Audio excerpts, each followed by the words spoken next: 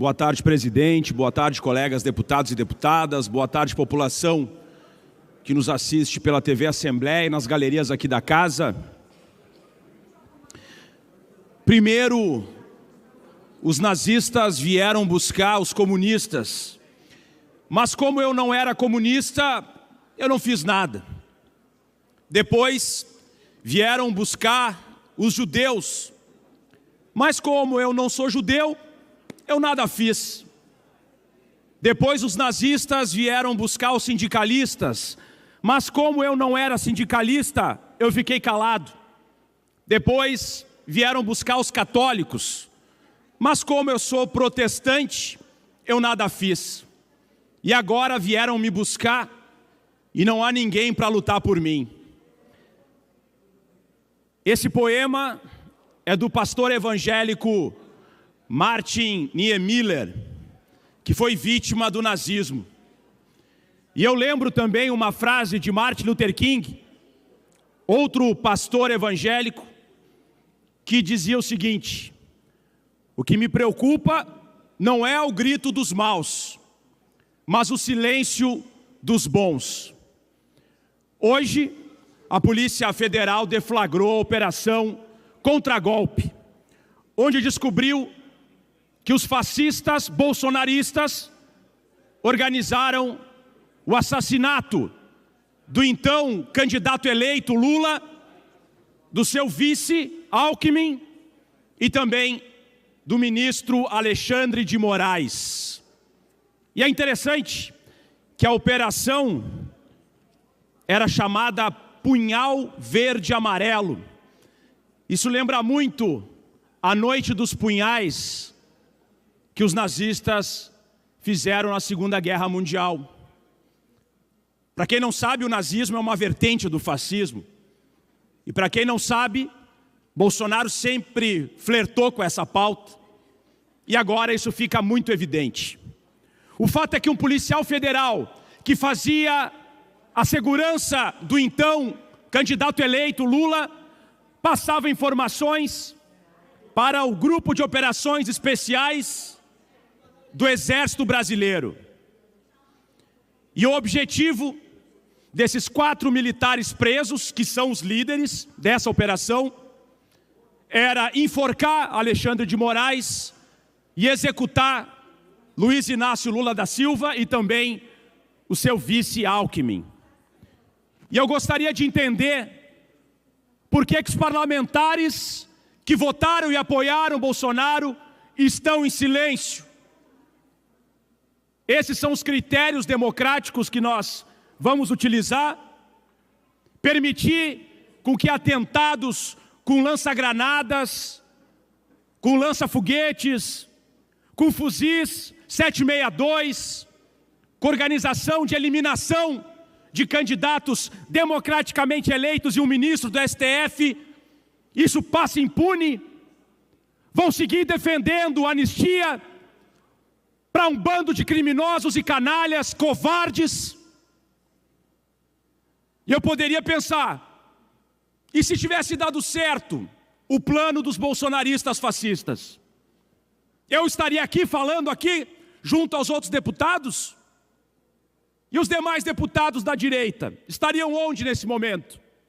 Aplaudindo o que eles estariam fazendo depois de matar um candidato eleito, o seu vice e um ministro de Estado, na verdade do STF? Estariam em silêncio? Estariam revoltados? Porque o fascismo não admite qualquer tipo de divergência. Por isso que eu sempre digo, ou você é fascista ou é antifascista. Não há meio termo. E ser antifascista não tem nada a ver ser de esquerda. Mas quem não se levanta contra o fascismo e não se posiciona contra o fascismo, fascista é. E quem se silencia em relação ao que nós vimos das investigações da Polícia Federal, não é diferente dessas pessoas que queriam assassinar um candidato eleito democraticamente e o ministro do STF e o seu vice-presidente também. Então é importante que na política, para nós criarmos pontes, para que nós tenhamos divergências saudáveis, para que a gente possa construir, mesmo na diferença, que todos se levantem contra golpistas, contra assassinos, fascistas, contra todas as pessoas que não seguem o Estado democrático de direito e não seguem as normas constitucionais e legais do nosso país. Nós não podemos aceitar que um ex-secretário de governo esteja envolvido num atentado contra a democracia do nosso país. Solicito tempo de liderança, presidente. Já está utilizada a outra liderança do Partido dos Trabalhadores. Okay. Então, vamos terminar em 10 segundos. Obrigado. E é muito importante que a gente saiba que o documento onde estava organizado o assassinato do Lula foi impresso dentro do Palácio do Planalto. Muito obrigado. Muito bem. Próximo inscrito para utilizar o espaço de liderança, professor Cláudio Branchieri, do Podemos. A tribuna está à sua disposição, professor.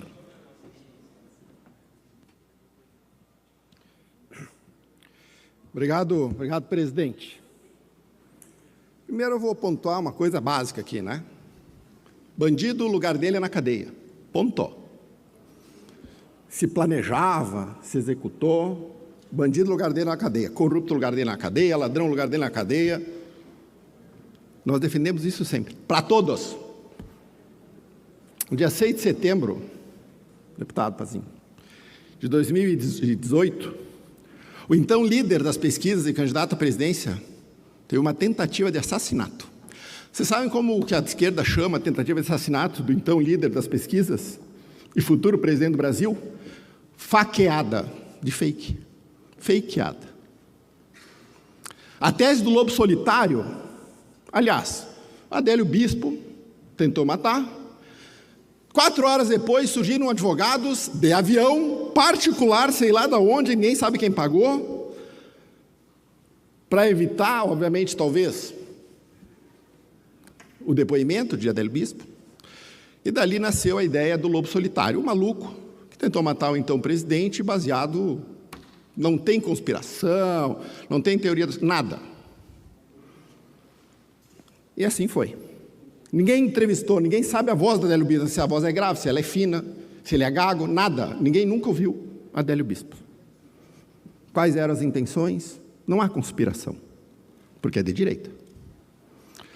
O ano passado, o PCC, foi descoberto um plano de assassinato do ministro, do senador Sérgio Moro. Vocês se lembram?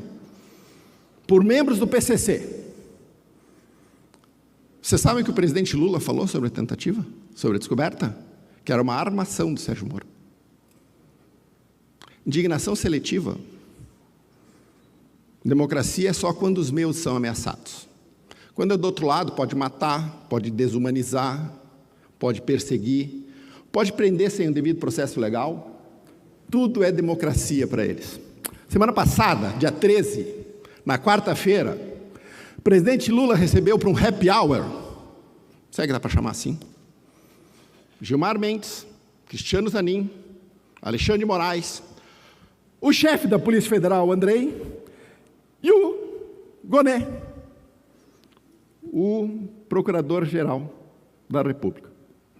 Do que trataram? Coincidentemente, naquele dia, um maluco comprou fogos de artifício, esses que a gente usa no Natal e no Ano Novo, em lojas, que é o que ele chamou de lança-foguete. No Zafari, e se matou, se suicidou, um jeito translocado. Na hora, a narrativa é uma só. Isto aqui é orquestrado, isto aqui é uma organização criminosa. Estado democrático de direito. Se alguém é formado em direito aqui, por favor, escreva um livro e emprestem para Vossa Excelência, para ele entender o que é o império da lei. Nós defendemos que o império da lei valha. O que significa isso? Que dentro do devido processo legal, dentro daquilo que os códigos penais de execução penal determinam, e o Código Penal determina. Todos têm o direito à ampla defesa, e se forem culpados, serão condenados e cumpram a pena. É simples. Vocês acham que é isso que está acontecendo no Brasil hoje? Vocês acham que o Brasil hoje, neste momento, tem o Estado Democrático de Direito valendo? O ministro que mandou prender os militares, aliás, abre parênteses, 5 militares presos, 4 faziam a escolta dos líderes mundiais no G20. Ou esse governo é incompetente a ponto de não saber que tem 4 terroristas perigosos ameaçando ou que ameaçavam matar o ministro Alexandre de Moraes e o candidato a presidente, o candidato a vice, até segunda-feira? Ou sabiam e ainda assim deixaram ele ser escalado para cuidar da segurança das maiores autoridades do planeta? Estavam escalados para cuidar do G20.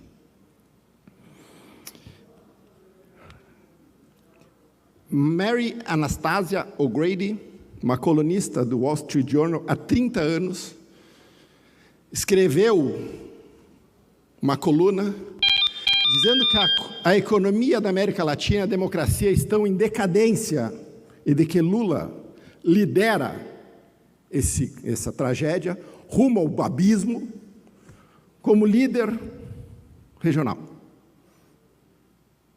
Nos parece óbvio que é isso que está acontecendo. Então, se os 3 loucados efetivamente forem culpados daquilo que lhes é imputado, que cumpram a pena, que sejam condenados, tenham direito a se defender, cumpram a pena, para que mas isso tem que valer para todos, não apenas para um espectro político. Para todos. Porque senão nós não vivemos numa democracia, nós vivemos no império do terror. No império do terror não é quem faz, não é o que faz, mas sim quem faz. Obrigado, presidente.